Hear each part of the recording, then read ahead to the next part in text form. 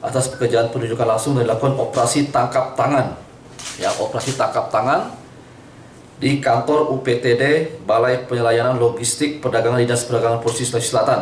Ditemukan barang bukti sebesar 350 juta di ruangan kepala UPTD dan di ruangan staf sebesar 83.600.000. Ya, dengan barang bukti ditemukanlah semua barang bukti 433.600.000 rupiah.